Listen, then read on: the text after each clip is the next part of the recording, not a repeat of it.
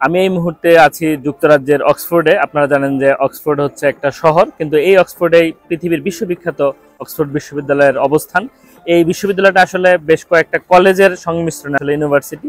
So এই ইউনিভার্সিটিতে আপনারা কিভাবে পড়তে পারবেন, কি কি ধরনের যোগ্যতা লাগবে, স্কলারশিপ পাওয়া যায় কিনা, সার্বিক বিষয়গুলো নিয়ে আজকের এই ভিডিওতে আমি আপনাদের কিছু তথ্য দেওয়ার চেষ্টা করব। আমার দৃঢ় বিশ্বাস ভিডিওটা দেখলে আপনারা এই বিশ্ববিদ্যালয়ে পড়ার সম্পর্কে নানান ধরনের তথ্য জানতে পারবেন এবং নিজেকে মোটিভেট করতে পারবেন। সো পুরো ভিডিওটা শেষ পর্যন্ত দেখতে আমার সঙ্গেই থাকুন, এবং আমি আমার চেহারা না দেখে পুরো বিশ্ববিদ্যালয় ক্যাম্পাসটা আপনাদের একটু ঘুরিয়ে দেখাবো এবং সংশ্লিষ্ট তথ্যগুলো দেওয়ার চেষ্টা করব। সো যদি ভিডিওটা আপনাদের কাজের মনে হয় অবশ্যই সবার সঙ্গে শেয়ার করতে পারেন, এবং আপনারাও পুরো ভিডিওটা শেষ পর্যন্ত দেখতে পারেন সব তথ্যগুলো জানার জন্য। সো চলুন বাকি ভিডিওটা দেখে নিই।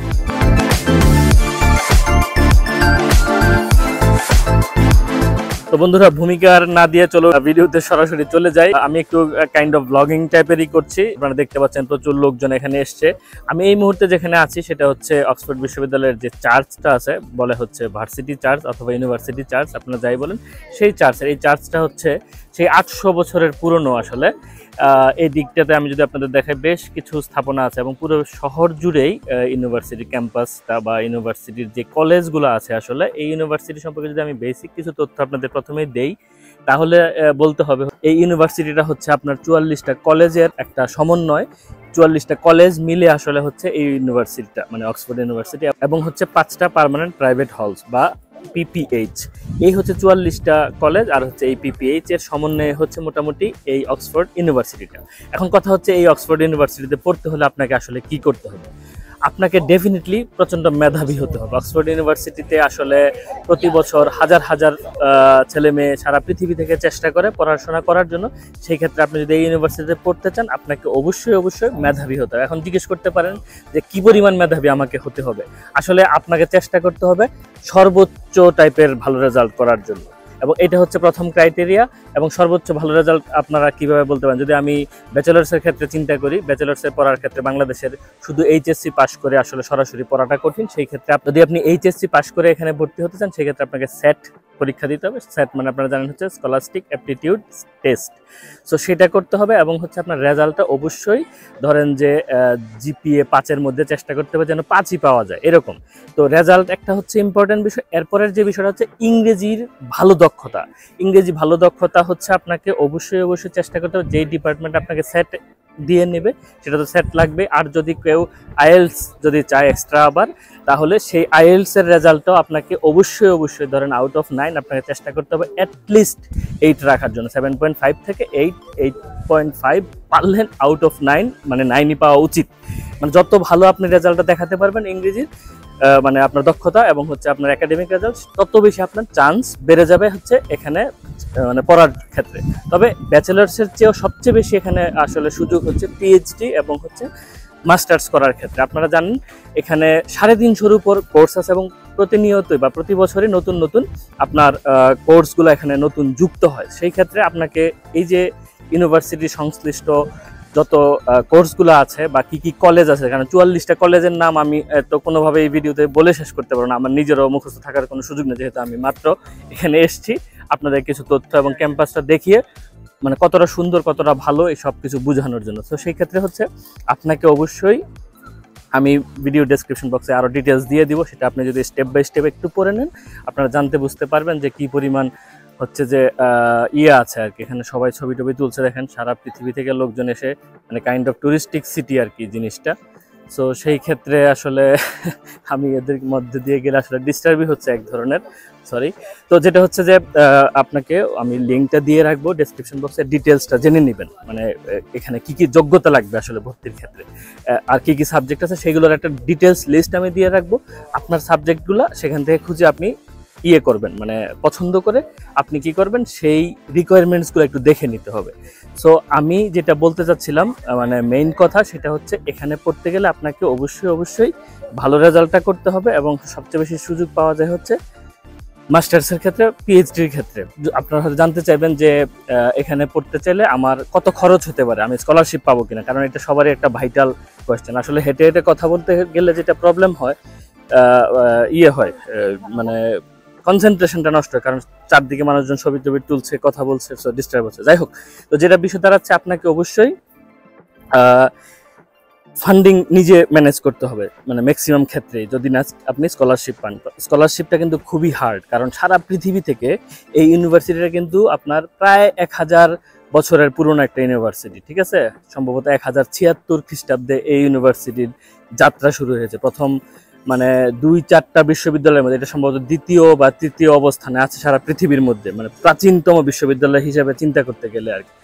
সো সেই ক্ষেত্রে যেটা দাঁড়াচ্ছে, আপনাকে অবশ্যই মানে ফান্ডিং ম্যানেজ করতে হবে, সেলফ ফান্ডিং, ঠিক আছে, স্কলারশিপ না পেলে। সো স্কলারশিপ তো পাওয়া যাবে কি যাবে না সেটা নির্ভর করে হচ্ছে আপনার একাডেমিক এবং হচ্ছে এই যে অন্যান্য যে যোগ্যতাগুলো আছে সেটার ক্ষেত্রে। সো আপনি ধরে নিচ্ছি যে আপনি হয়তো স্কলারশিপ পাবেন না, সেই ক্ষেত্রে কি আপনি অক্সফোর্ডে পড়ার চিন্তা করবেন না? অবশ্যই করবেন। যাদের টাকা আছে তারা অবশ্যই অক্সফোর্ডে চেষ্টা করতে পারেন। আপনার রেজাল্টটা ভালো হওয়ার পরে অন্যতম যোগ্যতা হচ্ছে আপনার এখানে টাকা পয়সা লাগবে। এখন জিজ্ঞেস করতে পারেন টাকা পয়সা কত লাগবে। টাকা পয়সা ধরেন যে অ্যারাউন্ড আপনার 28 থেকে 30,000 ডলারের মতো খরচ আপনি চিন্তা করতে পারেন, অথবা সেটা পাউন্ডে হলে হয়তো আমার ধারণা এটা 25-26 হাজার পাউন্ড আপনি মানে পাউন্ড আপনি গড়পড়তা চিন্তা করতে পারেন। সো 25 থেকে 26 হাজার পাউন্ড আসলে কত দাঁড়ায় টাকার অ্যামাউন্ট? এটা দাঁড়ায় হচ্ছে আপনার প্রায় 30 লাখ টাকার মতো, ঠিক আছে। যদি আপনি ব্যাচেলার্সের কথা চিন্তা করেন 3.5 বছর 4 বছর যাই হোক, আর মাস্টার্সের ক্ষেত্রে ডেফিনেটলি এটা আর একটু কম বেশি হবে, আপনারা সেটা বুঝতেই পারছেন। সেটার যেটা বললাম যে সার্বিক তথ্যগুলো আমি আপনাদেরকে এই ডেসক্রিপশন বক্সে দিয়ে রাখবো আর কি।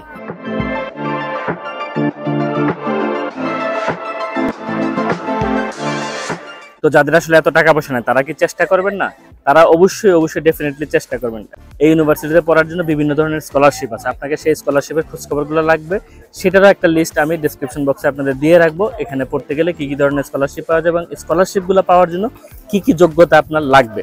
এখানে সবচেয়ে জনপ্রিয়তম স্কলারশিপ, বিশেষ করে বাংলাদেশ বা এই যে সাউথ এশিয়ান দেশগুলোর জন্য একটা স্কলারশিপ আছে, সেটার নাম হচ্ছে reach Oxford scholarship, REACH, reach মানে পৌঁছানো আর কি, reach scholarship, reach Oxford scholarship বা ROS আপনি সংক্ষেপে বলতে পারেন। তো সেই স্কলারশিপটা আপনি অবশ্যই চেষ্টা করতে পারেন, কারণ হচ্ছে এখানে কিন্তু এমন না যে মানে স্কলারশিপ কেউ না কেউ পায় না, প্রতি বছরই কিন্তু কেউ না কেউ পাচ্ছে, সেটা হয়তো পরিমাণে কম, কারণ স্কলারশিপটা পায় হচ্ছে আপনার স্কলার লোকজন। এখন কথা হচ্ছে আপনি স্কলার কি স্কলার না সেটা তো আপনার নির্ভর করবে হচ্ছে চেষ্টা করতে হবে। প্রথমে তো রেজাল্ট ভালো হলে আপনি চেষ্টাটা করতে পারবেন। সো আপনারা অবশ্যই চেষ্টাটা করবেন এবং হচ্ছে চেষ্টা করলে আপনি হয়তো পাবেন, এটা না পারলে হয়তো অন্য জায়গায় পাবেন। কিন্তু অক্সফোর্ডে পড়ার যে স্বপ্নটা, যাদের আপনাদের মধ্যে স্বপ্নটা আছে, অবশ্যই সেই স্বপ্নটা বাস্তবায়ন করার জন্য আপনাকে অবশ্যই চেষ্টা করতে হবে। এবং যাদের বাবা মায়ের টাকা আছে, টাকাটা নিশ্চয়ই একসাথে সব টাকা আমি জানি না দিয়ে দিতে হয় কিনা, এগুলো যেটাই বললাম যে আপনি ডেসক্রিপশন বক্সে আমি সব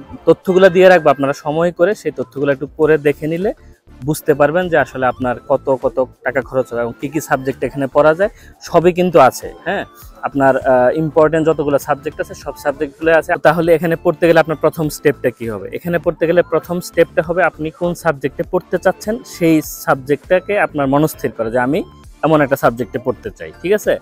ধরেন আমি ধরলাম যে আপনি ইকোনমিক্স পড়বেন, সো আপনি ইকোনমিক্সে পড়তে গেলে এই ইকোনমিক্স এই 44টা কলেজের কারা অফার করে সেইটা আপনি খুঁজে বের করবেন। সেটা খুঁজে বের করার পরে আপনাকে কি করতে হবে?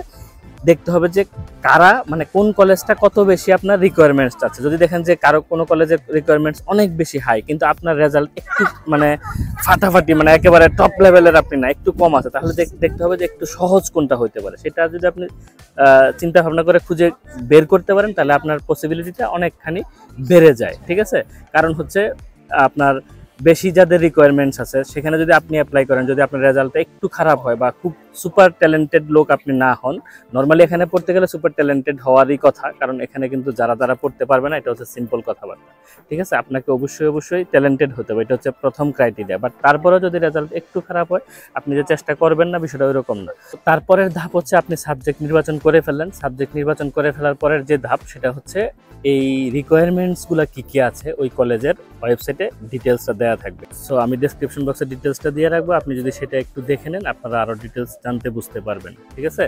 আর কোন সাবজেক্ট এখানে পড়ায় সব সাবজেক্টের একটা লিস্ট বা লিঙ্ক আমি দিয়ে রাখবো, যেখানে গেলে আপনি সবগুলো সাবজেক্টের লিস্টটা পাবেন, সবগুলো কলেজের লিস্টটা পাবেন। সো আপনি ওটা দেখার পরে কলেজের যে ওয়েবসাইট আছে অথবা ইউনিভার্সিটির যে ওয়েবসাইটটা আছে, ওয়েবসাইটের বা সাবজেক্টের রিকোয়ারমেন্ট যেটা আছে সেটা যখন আপনি দেখবেন, দেখার পরে ওখানে কিন্তু স্টেপ বাই স্টেপ গাইডগুলো দেওয়া আছে আপনাকে কোথায় মানে কিভাবে অ্যাপ্লিকেশনটা করতে হবে, আপনার মোটিভেশন লেটারটা বা আদার্স যে ডকুমেন্টসগুলো আছে সেগুলো কিভাবে প্রিপেয়ার করতে হবে বা কী ধরনের আপনার ফর্মালিটিস আছে সব কিন্তু ওখানে বলে রাখবে, ঠিক আছে। সো আপনাকে অবশ্যই উচিত হবে সেই ডেসক্রিপশন বক্সের লিঙ্কগুলো একটু ভালো করে চেক করা এবং হচ্ছে আপনার সাবজেক্টটা নির্বাচন করে আপনার সার্বিক প্রস্তুতিটা নিয়ে অ্যাপ্লিকেশনটা ঠিকমতো করা। সো আপনি যদি অ্যাপ্লিকেশনটা সাকসেসফুলি করতে পারেন এবং ঠিকমতো চেষ্টাটা করতে পারেন, এখন আপনি ধরেন ভর্তি হয়ে গেলেন। আর খরচের যে বিষয়গুলো আছে, যদি আপনি স্কলারশিপ না পান তাহলে নিজের খরচটা আপনাকে নিজে অবশ্যই জোগাড় করতে হবে। ওই যে আপনাকে স্কলারশিপটার কথা বললাম যে আপনার রিচ অক্সফোর্ড স্কলারশিপ যেটা ROS, সেই স্কলারশিপটা পেলে সেখানে আপনার প্লেন ফেয়ার থেকে শুরু করে আপনার অ্যাকোমোডেশনের যত খরচ, থাকা খাওয়ার এবং টিউশন ফিস সব কিছু কিন্তু কাভার করে, ঠিক আছে। যেহেতু ওই ইয়েটা আছে আপনার সব কিছু কাভার করে, সেই ক্ষেত্রে আপনার কোনো চিন্তা নাই। কিন্তু যদি আপনি স্কলারশিপ না পান, যেটা বললাম যে স্কলারশিপ পাওয়ার মানে সম্ভাবনা তো একটু কমই, যেহেতু মানে হাইলি কম্পিটিটিভ, ঠিক না। সো সেটা না পেলে আপনাকে অবশ্যই থাকা খাওয়ার একটা খরচের ব্যাপার স্যাপার আসবে। সেই ক্ষেত্রে থাকা খাওয়ার খরচটা কিন্তু আসলে আপনাকে ইউকের যে স্ট্যান্ডার্ড আছে সেই হিসেবেই হবে। আমার ধারণা আপনার কমপক্ষে 1000 ইউরো মাসে বাজেট করতেই হবে। ইউরো বলতে আমি 1000 পাউন্ডের কথা বলছি। সো সেটা কিন্তু একটা ইম্পর্টেন্ট বিষয়। ওই যে দুষ্টু পোলাপান উপরে উঠে গেছে, ভিজিটর যারা আসছে, ট্যুরিস্ট, দেখেন এটা একটা চার্চ আর কি, যেটা বললাম যে ইউনিভার্সিটি চার্চ বলে। ওই যে সামনে যদি আমি আপনাদের একটু দেখাই, এই যে এখানে লেখা আছে ইউনিভার্সিটি চার্চ, হয়তো দেখা যাচ্ছে না, আমি পরে আপনাদেরকে ওভারলেতে দেখিয়ে দিব।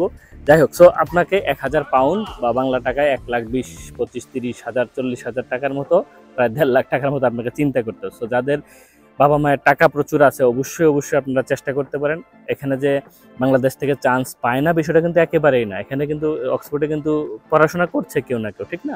ডেফিনেটলি যেটাকে আপনাকে মেধাবী হতে হবে এবং স্কলারশিপ না পেলে আপনাকে সেলফ ফাইন্যান্সে পড়াশোনা যেহেতু করতে হবে, তার মানে হচ্ছে বাবা মায়ের টাকাও থাকার লাগবে। সো বাংলাদেশের 30-40 লাখ টাকা এখন অনেক মানুষের আছে, ঠিক না। তো যাদের রেজাল্ট ভালো এবং অক্সফোর্ডের মতো ইউনিভার্সিটিতে, বিশ্ববিখ্যাত ইউনিভার্সিটিতে পড়ার স্বপ্ন আপনারা দেখেন, ডেফিনেটলি আপনাদের এটা ট্রাই করা উচিত।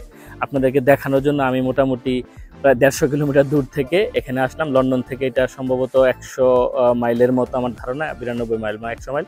সেখান থেকে আমি সারাদিন ব্যয় করে, আমি যেহেতু একটা হলিডেতে আসছি, তারপর আমার মনে হলো যে অক্সফোর্ড যেহেতু একটা খুবই নামকরা ইউনিভার্সিটি, মানে আই শুড কাম হিয়ার, এবং আমি আসলাম আপনাদেরকে দেখানোর জন্য।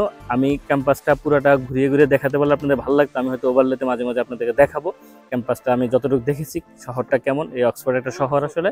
সো আমার মনে হয় কিছুটা তথ্য আমি আপনাদের দিতে পেরেছি যে এখানে কতটা কলেজ আছে, পড়তে কত টাকা খরচ হয়, স্কলারশিপ পাওয়া যায় কিনা, স্কলারশিপ পেতে গেলে কী ধরনের যোগ্যতা আপনার লাগবে, এবং হচ্ছে কী পরিমাণ আবাসন ব্যয় আপনার আছে যদি আপনি স্কলারশিপ না পান, বা টিউশন ফিস কত আছে, কী সাবজেক্ট আছে, সেটা আমি সব একটা করে বলতে পারি না, যেহেতু 350-এর উপরে সাবজেক্ট আছে। সেই ক্ষেত্রে যেটা হচ্ছে ইন্ডিভিজুয়ালি বলা কঠিন। আমি সব কিছুর তথ্য ডেসক্রিপশন বক্সে দিয়ে দিব, আপনারা ডিটেলসটা সেখানে গিয়ে একটু কষ্ট করে দেখে নেবেন।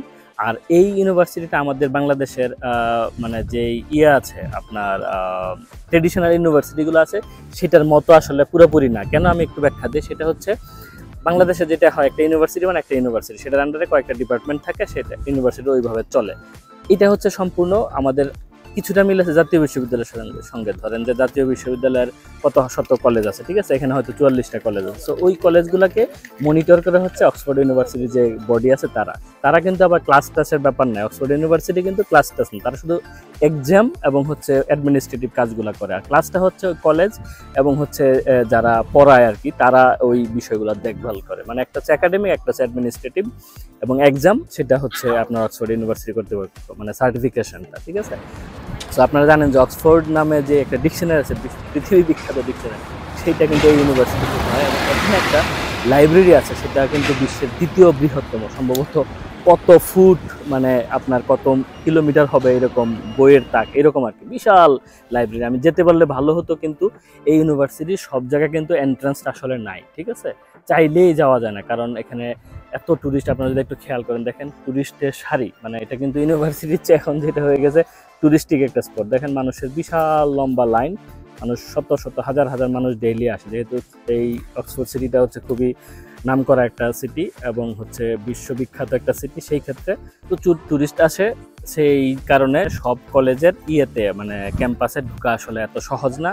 আমি বিভিন্ন জায়গায় ঢোকার চেষ্টা করেছি, সরাসরি বলে রাখছে যে এখানে ঢোকা যাবে না, ভিজিটর অ্যালাউড না, ট্যুরিস্ট অ্যালাউড না, এই হচ্ছে বিষয়। বাট আমি ক্যাম্পাসটার একটু হালকা ওভারভিউ আপনাদের এই ভিডিওতে দেওয়ার চেষ্টা করেছি।